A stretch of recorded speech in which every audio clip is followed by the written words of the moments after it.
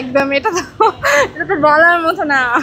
আসলে কান্না আসলে মানে আমরা তো মানুষ, ইমোশন আমাদের ভিতরে আছে, তো সেই ইমোশন থেকে আসলে মানে চোখ দিয়ে পানি অটোমেটিকলি বেরিয়ে। আমার বাচ্চা হচ্ছে পাখি কেন আসেনি, সে পাখির সাথে ছবি তুলতে পারেনি, সেই কারণে কান্না করছে। 10-এ 10 দিব আমি মুভিটাতে।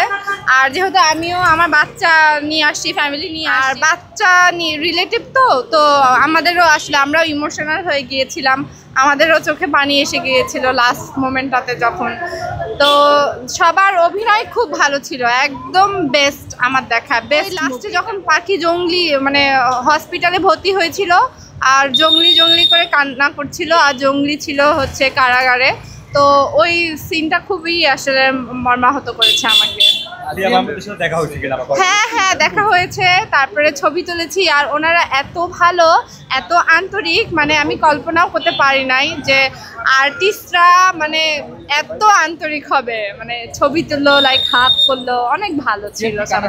আমার বাচ্চা হচ্ছে পাখি কেন আসেনি, সে পাখির সাথে ছবি তুলতে পারেনি, সেই কারণে কান্না করছে। আমি না, আমার হাজবেন্ড, আমরা দুজনেই মানে সিনেমাটা থেকে দেখে খুবই ইমোশনাল হয়ে পড়েছিলাম।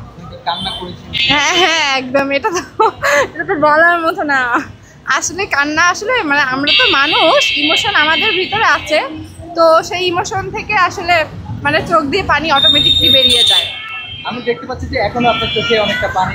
হ্যাঁ, আমার মেকআপ অলরেডি নষ্ট হয়ে গিয়েছে, আমি কয়েকবার।